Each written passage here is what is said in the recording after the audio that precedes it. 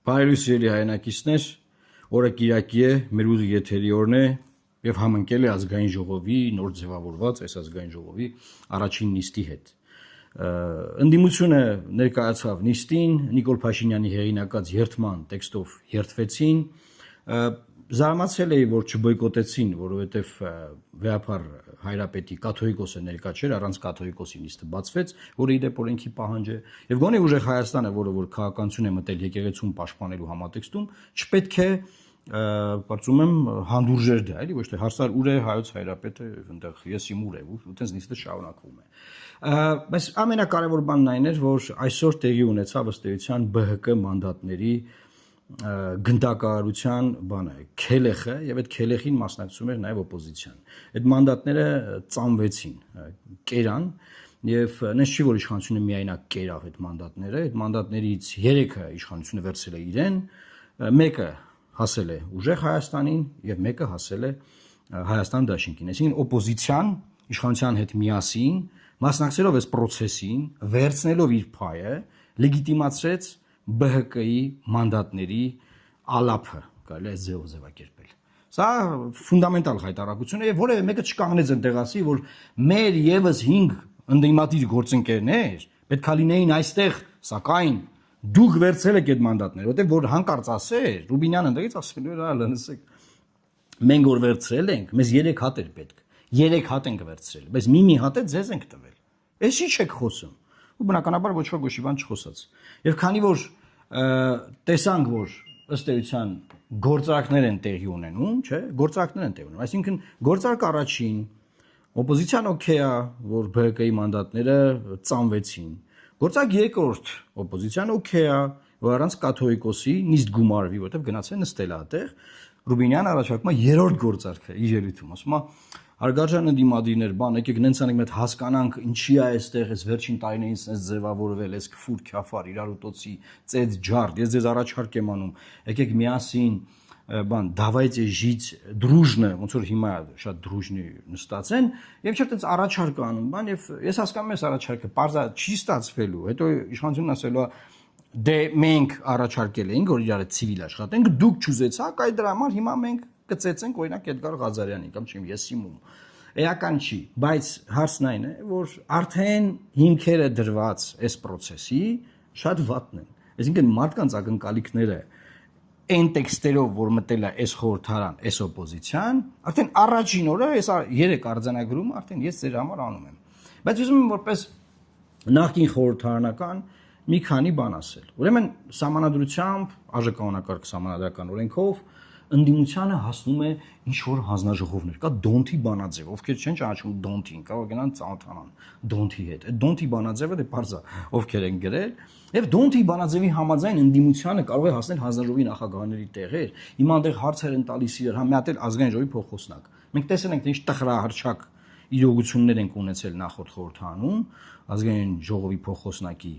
դերակատարման կամ փոխոսնակ ընտրելու process-ի հետ կապված, բայց օպոզիցիան որոշել է այդ տեղերը վերցնի, այսինքն հանձնաժողովի նախագահները տեղերը վերցնի, եւ կա ասես մի թյուր ընկալում, որը մենք նույնպես ունեցել ենք ժամանակին, երբ որ մտել ենք խորհրդարան, որ դրանք վերահսկողական լծակներ են տալիս ընդդիմության։ Ուրեմն ուզում եմ բոլորին տեղեկացնել։ Քանի որ Հայաստանի Հանրապետության գործող սահմանադրությունը գրել են Հայաստանի Հանրապետության եւ Արցախի թշնամիները, նրանք նենց են գրել դա, որ ոչ մի պարագայում այլախոհները, այսինքն նրանք ովքեր այլ կարծիք ունեն, այլ միտք ունեցող մարդիկ օպոզիցիան, ընդդիմադիրները, որպեսզի այդ տեղերը ստանան, ոչ մի բան չկարողանան վերահսկել եւ ոչ մի բան չկարողանան անել։ Զուտ ուղակի դա դառնում է ոնց որ օպոզիցիային փչացնելու մեթոդ։ Որ անդե դուք է падավատ ունեցեք, ալա դուք է մտ կաբինետ վեկալեք բան,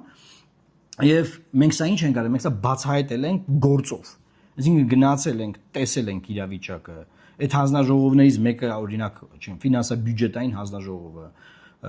հասնում էր օպոզիցիային։ Ու ես ես ասեմ, քանի որ դու մեծամասնություն չունես հանձնաժողովում եւ խորհրդարանում, որ խորհրդարանում չունես հանձնաժողովի մեջ չունես տրամաբանական բանը, դու ոչ մի բան չես կարող անել, ոչ մի բան։ Հետաբար այդ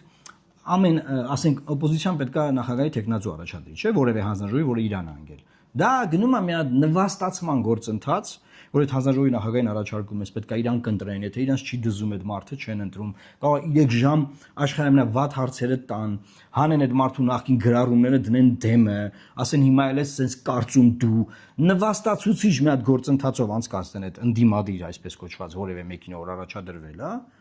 վերջում էլ չընտրեն։ Հասկանում եք ինչա։ Հետեաբար այդ քարոզը բնականաբար այդ բանը համայնության գրողները, որ ասում եմ Հայաստանի եւ Արցախի թշնամիներն են գրել, այդ գրողների մի մասն էլ հիմա այնտեղ է կապ ունի, էլի էս օպոզիցիայի հետ կամ ներսը մա կամ կողքից խորհուրդ է տալիս բան, բնականաբար իրանք չեն ասելու, որ ախպեր ջան, էսի մենք գրել ենք, որ սենց լինի, որտեղ ամոթ հա որ ասեն, ասենք մենք գրենք սրա համար, պրոստեն գելա Նիկոլի ձեռը, էս է խնդրեմը։ Բայց տենց ինչ որ այո վերահսկողական մեխանիզմներ, ես ուղղակի ուզում եմ էս փորձով կիսվել օպոզիցիայի հետ, որ եթե իրանք մտածում են, որ իրանք հանձնաժողովի նախագահների տեղեր կվերցնեն եւ դա ինչ որ բան կփոխի, դա դառնալու է, եթե հանկարծ վերցրեցին եւ ընտրվեցին այդ պաշտոններում մարդիկ, դա լինելու է 4-րդ գործարք։ Ես արդեն 3 գործարք այստեղ թվարկեցի, կրկնում եմ։ Առաջինը ԲՀԿ մանդատների ալափի գործարքն է, երկրորդը առանց կաթողիկոսի նիստին ներկա լինելու գործարքն է, երրորդը Ռուբինյանի առաջարկած գործարքն է, 4-րդը լինելու է դա։ Եվ այս իմաստով ուզում եմ ասել նաև, որ նույնը ԱԺ փոխոսնակի մասին է։ Երբ որ օպոզիցիան մտնում է ընդդիմություն, բանը խորհրդարան, ընդդիմությունը մտնում է խորհրդարան, ինքը հենց մտավ ինստիտուցիոնալ աշխատանքի մեջ, բայց այն դեպքում, երբ որ ինքը ասել է, որ եթե սրանք մնում են, ուրեմն թուրքերն են Հայաստանը կառավարելու, թուրքեր, այնտեղ մեկն էլ հարց է տալի Ռուբինյանին, ասում է, դու Թուրքիա որ սովորել ես, թուրք մտերիմ ունեցել ես, նա ասում է, ոչ, ասենք, արի դա ինչ հարց է ասենք։ Դա ինչ հարց է Թուրքիա որ եղել ես, թուրք մտերիմ ունեցել ես, թե ոչ։ Ինչա թուրք մտերիմը։ Ինչի մասին այս խոսակցությունը։ Եվ լավ դե մի փորձ չունեմ, ոչինչ։ Բայց հարցն այն է, որ այդ փոխոսնակ, այդ հանձնաժողովի նախագահներ բան, ինստիտուցիոնալ ընդդիմությունը սպանելու մասին է, ոչնչացնելու մասին է։ Եվ ինչի եմ ասում, բայց համայնությունը այդպես է գրվել։ Այսինքն այստեղ այդ մասով որ ընդդիմությունը այդ ծուղակը ընկնում է, այդ ընդդիմության մեղքը չի, կամ ինքը չի, պետք է խորանա, իմանա, հասկանա, փորձ ունենա, այդ դրա մեջով արդեն անցած մարդիկ կան, անցել են, նրա հարցներ օրինակ Իշխան Սաղաթելյանին։ Օրինակ որ դու 3 անգամ առաջադրվեցիր ԱԺ փոխոսնակ, այդ նվաստացուցիչ process-ով անցար, Իշխան։ Ինչ զգացիր։ Հետո ո՞նց եղավ որ չէիր բարձանում վերևում նստես որպես ԱԺ փոխոսնակ։ Հետո այնքան չնստեցիր, այնքան բացակայեցիր, որ քեզ impeachment արեցին ԱԺ փոխոսնակի պաշտոնից։ Դա ինչ որ վերահսկողական լծակներ քեզ տվեց Իշխան Սաղաթելյանին հարցնեն։ Ինքը ասի օրինակ դրա մասին։ Եվ էլի տենց մարդիկ կան։ Բայց չէ, ես տեսնում եմ որ ոնց որ թե բանա, ընդդիմություն անպայման ուզում է այդ տրորաշ ճանապարհով գնա եւ հանգի նույն արդյունքին։ Օրինակ Քահոզարշավի ժամանակ էլ նույն տրորաշ ճանապարհով գնաց եւ հանգեցին նույն արդյունքին։ Իսկ նույն արդյունքնով է Նիկոլ Փաշինյանն է։ Արդյունքը Նիկոլ Փաշինյանը, հասկանում եք։ Ինչ որ հիմի արվում է, արդյունքում լինելու է Նիկոլ Փաշինյան, ստեղ է իրավիճակը, սա է։ Եվ այս իմաստով ուզում եմ նաև բոլոր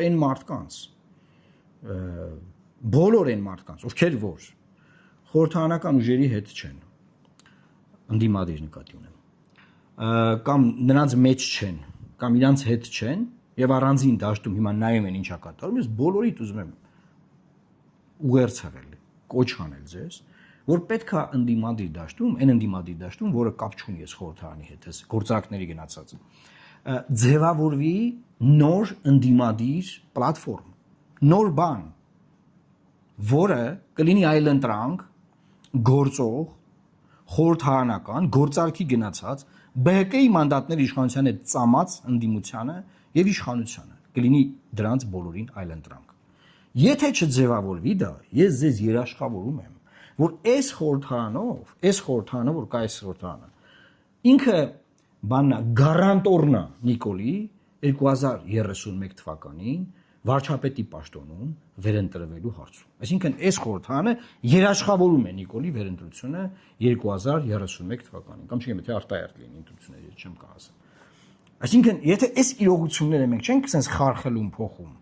այդ անգլերեն ասած settings-ները մենք չենք փոխելու, կարգավորումները, ուրեմն ամեն բան մնալու այնպես ինչպես որ կա, եւ լինելու է շատ գաղջ մթնոլորտ։ Եթե այն խորհրդարանը Արցախի կործանման բաններ, լեգիտիմացնողներ իր ամբողջ process-ներով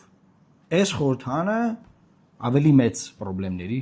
առաջ է կանգնելու, որովհետև այն հետևանքները Արցախի կործանման հիմա եկել են եւ Հայաստանի դուռը այսպես թակում են, տկ, ասեն մենք եկել ենք։ Այդ process-ները եկել տեղ են հասել։ Ես այսօր ուզում եի այսքանը ասել, ոնց որ թե ինչ որ գրել եմ իմ մոտ վերնագրեր այդ բոլոր թեմաներին։ Ես անդրադարձա, բոլորին կոչ եմ անում հնարավորինս տարածել այս եթերը, փորձել բազմապատկել այս էֆեկտը, որ մարդիկ տեղյակ լինեն, թե ինչ է կատարվում եւ կհանդիպենք մեր մյուս եթերներում։ Խնդրում եմ կոմենտներում նաեւ արձագանքեք, թե ինչ կարծիք եք այս ամենի վերաբերյալ։ Աստված պահապան Հայաստանի Հանրապետությանը եւ բոլորին լավ կիրակի։